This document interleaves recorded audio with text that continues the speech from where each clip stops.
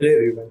Welcome back to another episode of Thoughtful Leaders, an initiative under Thoughts on Education by collegedunia.com. Today, we have with us Dr. Swati Lodha, Director at MIT Institute of Management.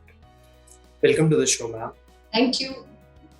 Ma'am, we would like to begin with a brief introduction of yours. Dr. Swati Lodha is an author of Beyond the Blue, who is Revachi Roy Amazon bestseller books titled 54 Reasons Why Parents Suck and Few, Don't Raise Your Children, Raise Yourself, and other best selling books like Why Women Are What They Are, and Come On, Gets It Good. With a doctorate in women entrepreneurship, she is passionate about creativity and innovation. Apart from being an author, social entrepreneur, corporate trainer, she has been the director, Jodhpur Institute of Management, Dean, Faculty of Management JNU, and Director, AIMSAR Mumbai.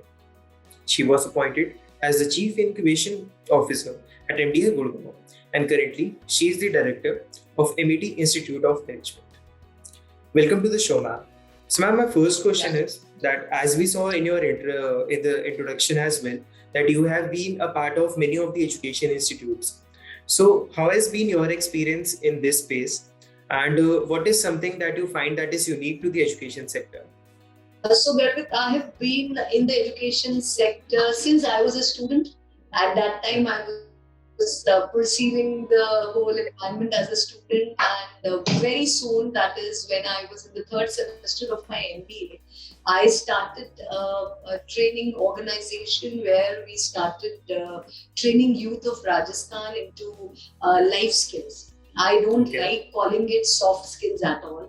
So I always believe in calling them life skills. These are the skills which are not taught in any education institute. And so that is what I started doing. So there was some time where I was a part of the educational field as a student as well as an entrepreneur.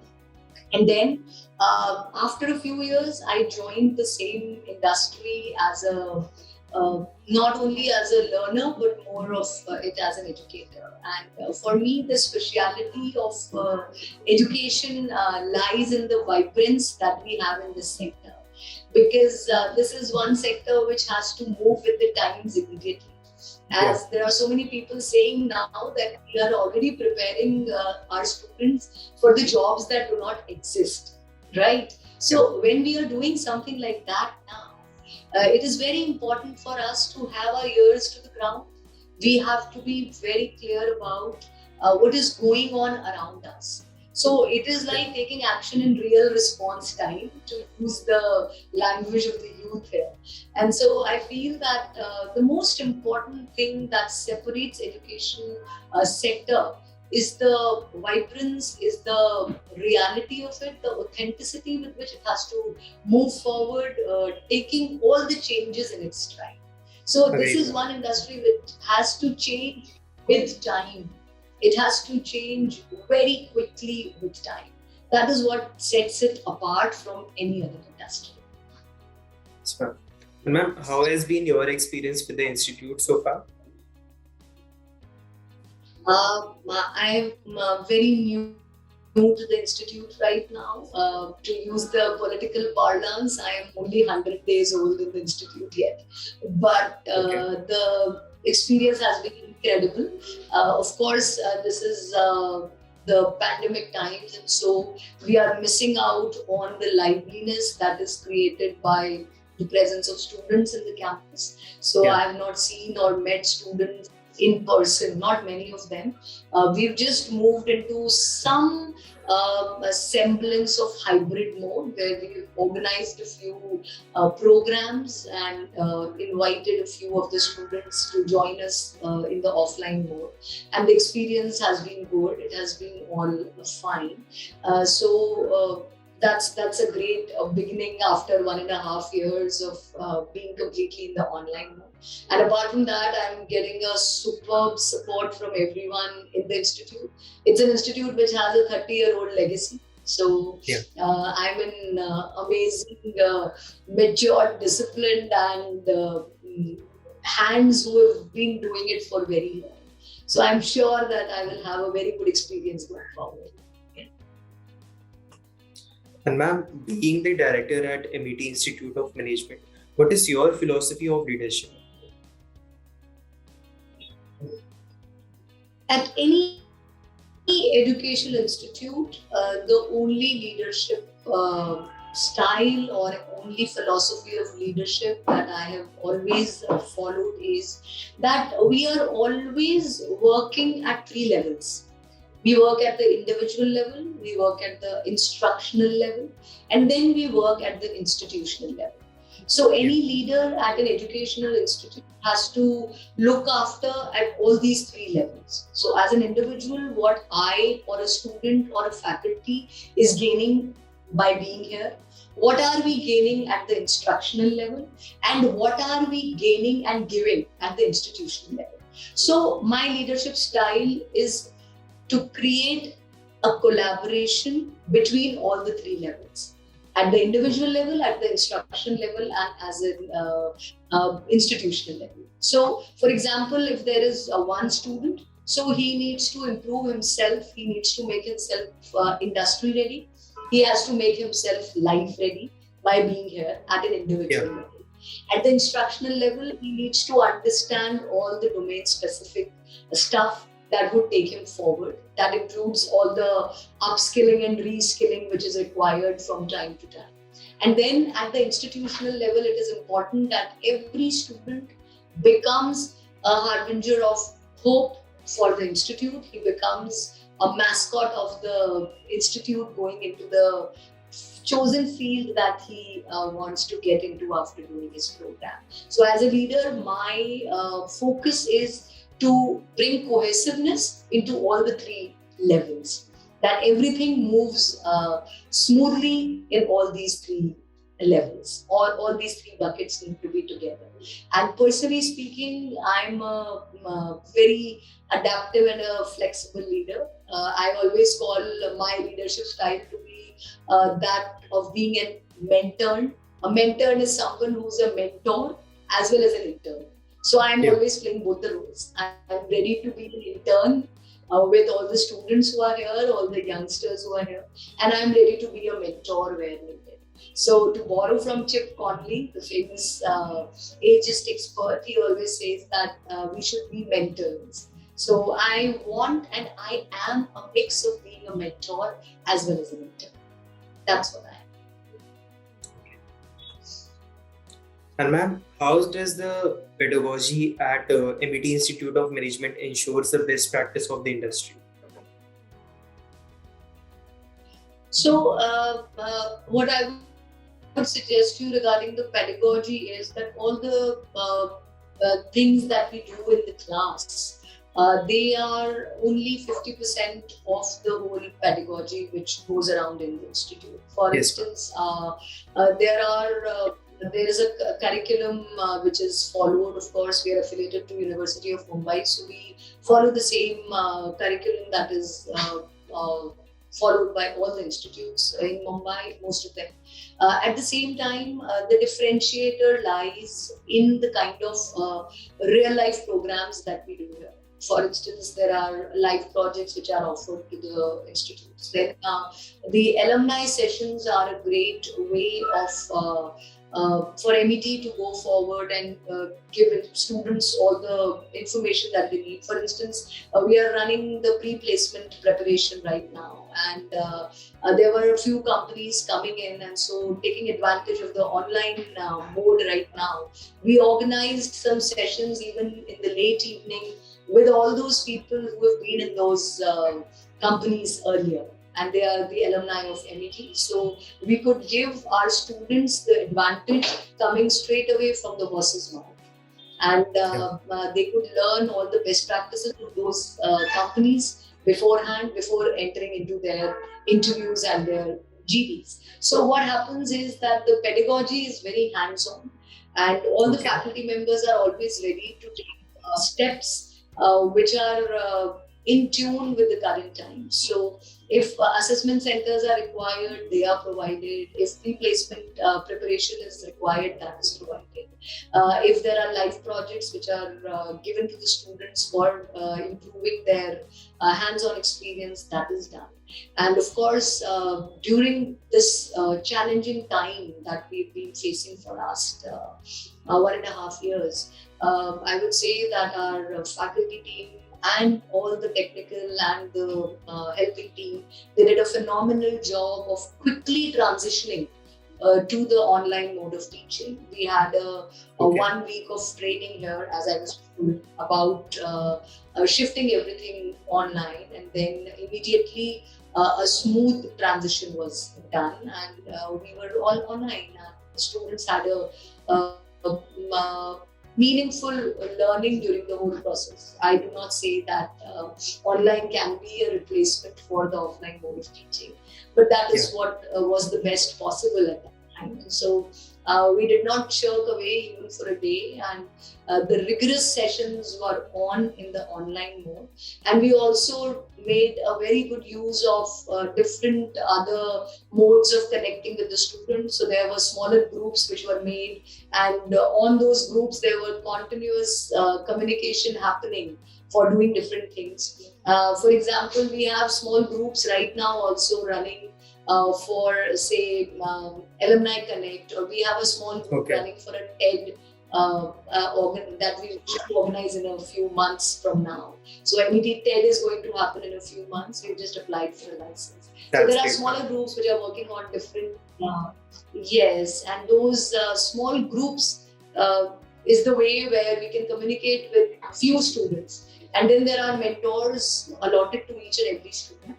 And with those mentors, the student gets all the information in an informal manner also. And when they need any kind of help, because there have been some mishaps, there have been some places where all of us have lost a student or a parent of a student, and it has been really tough for all of us. And so we have Yeah. tried to kind of work with it as a community.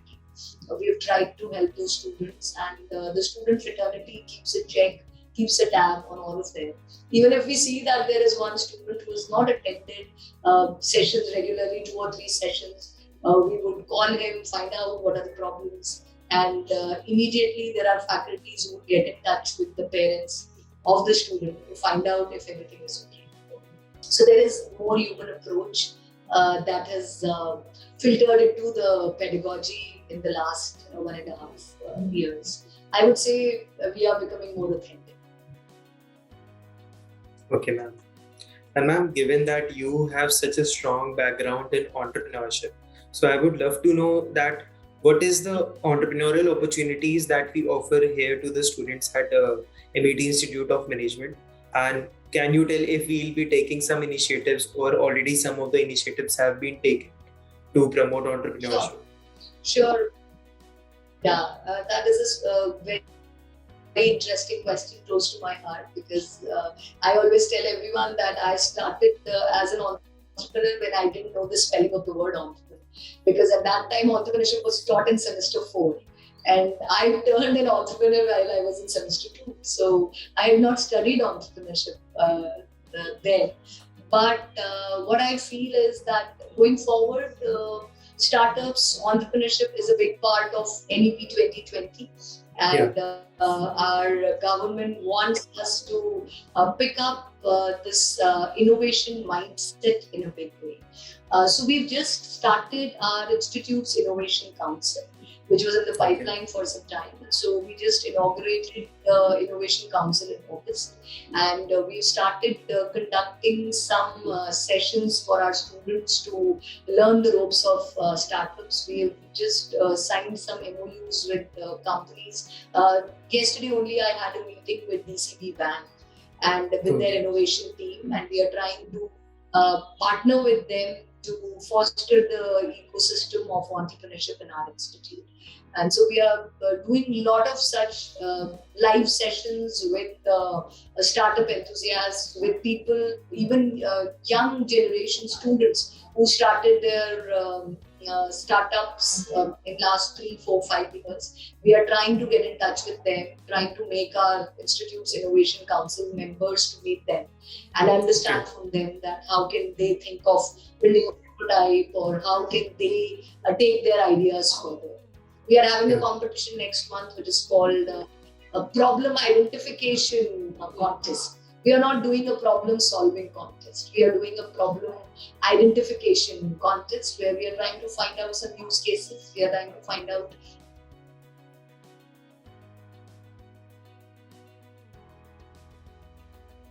we will identify those problems and then make some synergistic partnerships with stakeholders who would help us solve those problems. So identification is the key here. So we are going to identify and then work on. So there are academic partnerships, there are technical partnerships, there are hands-on learning that are going on in this space. Of course, I feel that at postgraduate level it becomes a little late to think about entrepreneurship. It is pertinent at the school level and at the undergrad level right now, but still at the postgraduate level, we are trying to use it to our advantage. And our innovation council will go a long way in that. Yeah. I'm sure that like activities and practices like these will give students the opportunity to apply the classroom learnings into like real life setups. Most definitely. And we are also trying to start an incubator cell here. So when we have the incubation cell, some of our alumni have already approached us who want to start something of their own using our infrastructure here so that it helps them cut their costs at the beginning and minimize the risks that they are taking. So to mitigate their risks, we are providing them with a place with basic infrastructure and some kind of technical know-how also through other academic partnerships that we are doing. But it is a little early to talk about it. So let us see where we can reach in the next 6 months. Maybe when I talk to you next time, I'll be able to throw more light on the incubation center. For sure, ma'am. Yeah. So, ma'am, a strong corporate connect program is said to be a backbone for any B school. So, can you show some insights about how the corporate connect program at MET functions? So, Garvit, you would be happy to know that MET is a 30-year-old institute. And we are very fortunate that we have an alumni base which is 5,000 or more than that strong. So when we have 5,000 students from MET who are contributing to different sectors in the industry at different levels right now, our corporate connect becomes very strong because of the presence of our alumni in all those fields. We just had an alumni meet, which was a hybrid meet that we organized last month. And we had around 200 of our alumni talking to us that day. And it was so heartening to see all of them so eager to help the students who are studying here right now. We have plenty of guest sessions coming from our alumni. Not only that, some of them prepare the students for placements. And most importantly, there are campus engagements happening with those companies where our alumni are working right now. So what happens is the corporate connect becomes very vibrant, very lively, very strong because of the presence of those students who have themselves been connected to MET. MET has been their alma mater, and so they have a strong connect with the brand. And as a result, our corporate connect becomes very strong. Having said that, the placement cell here works in tandem with all the companies who are there. We are also in touch with many unicorns for the entrepreneurship fostering as well as for having them hire from us so that the students can see how a startup works. And so many of our students are very keen to work with these unicorns, and we are trying to place them in the coming months with many of them, where they can get to know the fresh ways of working in a startup model too. So the corporate connect is excellent here, very consolidated, very focused, and it has been consistent over the years. That is the beauty of it. Yes, ma'am. Ma'am, you did mention about the unicorns coming to the campus and recruiting. So my next question is that what is the status of placements at MET IOM? And if you can name some of the prominent recruiters that we see every year. For sure, sure, I would be able to give you the prominent names too. We've been able to place almost 70% of the students last year also, when it was Okay. completely hit by COVID and we were not able to do any kind of interviews face to face. Still, we've been able to place as many students. And for this year, the placement season is just beginning. We already had our 0 day, and on that day, Deloitte US Taxation hired 9 of the students from our campus. And then Gravitas Line Data, ISS Governance, CRISIL, RBL. We have Ugam Solutions, Morningstar, CMIE, PwC, EY, all these companies coming in. For summer internships also, we had very good turnout this year with Motilal Oswal here, Anand Rathi Securities. We also had people going to Aditya Birla Group, Reliance Group. All these companies were there for the summers also. And when we talk about the startups, I believe that we will have more of them coming in. We've started with guest sessions of a lot of entrepreneurs. And we have a few alumni who have smaller startups. So they are coming in with a lot of live projects for us. And through those live projects, we are able to give a lot of hands-on experiences to our students. So these are the companies which are there with us right now, and we are pretty hopeful that we will be able to place more than 80% students this year for sure. And ma'am, how do you see the higher education landscape transforming in few years from now? Oh, that is there. We are sitting at a juncture where we are looking at complete transformation. If you go through National Education Policy 2020, and when we start executing it by 23-24, we are going to see a lot of openness, we are going to see a lot of flexibility and a lot of quality improvements. So affiliations and tying up with a certain fixed way would go away, and we would be looking at more fluidity, more flexibility in the way we are functioning right now. So higher education landscape is going to be a hybrid landscape, that's for sure. We are going to have a mix of online and offline now, lodging the instructional way going forward. At the same time, I believe that taking a degree, settling in a stable job is kind of past now.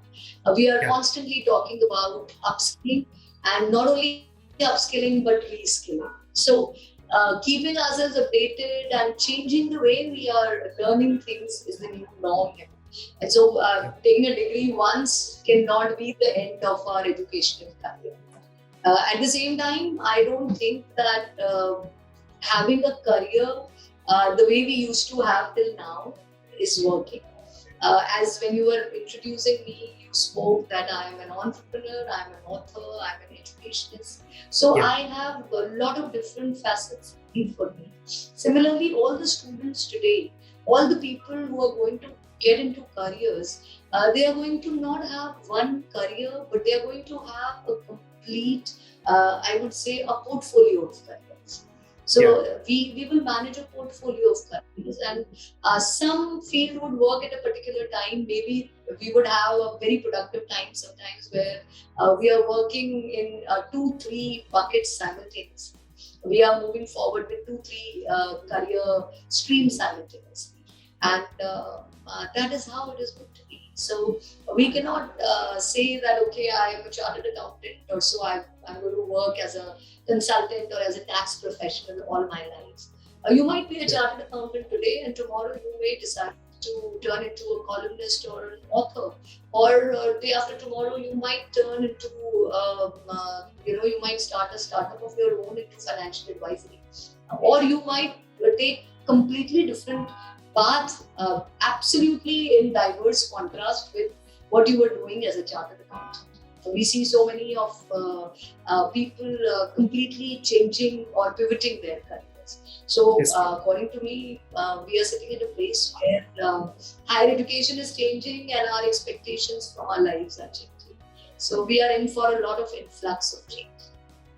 Yes, ma'am.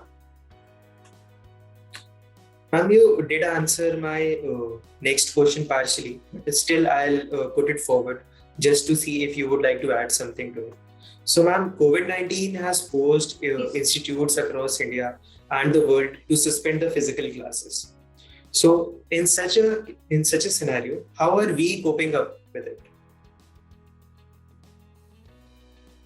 Oh, now I would not even use the word cope. We were coping up for the first month of when the pandemic hit us. Now I think we are not only coping, we survived it, and this is the time to thrive. So coping is done, surviving is done. Now is the time when thriving is going to be here, because we have figured out our way around the online way of working, and now we are moving towards the hybrid way. So that is going to be even better than the online way. So Yeah. I think the future is going to be much better than what we faced in the last 1.5 years. And as we move towards the hybrid state, I'm sure we are in for better times ahead. In terms of student interaction, in terms of students having a proper experience, the college experience that they've missed out in last 1 year.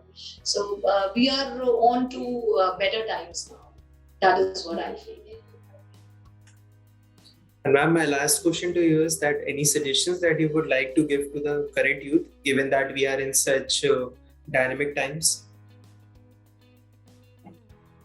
Uh, I always stay away from giving advice or giving suggestions. Okay, because it's a very untrendy thing to do, that we give suggestions to the youth. They are far more aware than what we were at this age, and I completely believe that the kind of exposure, the kind of options that they have. I would not want to give any kind of advice. I would always use a very simple thing, that there is an ask concept, ASK, which means that there has to be an amalgamation of your attitude, your skills, and your knowledge. So the only thing every living person, not only youth, we should be working on is on our attitude, on our skills, and on our knowledge. So earlier, the attitude, everyone would quote that you should have a positive attitude. I would always say that it is important to have a realistic attitude, but now it has become a fluid attitude. So we need to have a fluid attitude which moves with time. When we talk about skills, earlier we used to have, we would always want to perfect our skills. Now I say that it is all about upskilling and reskilling.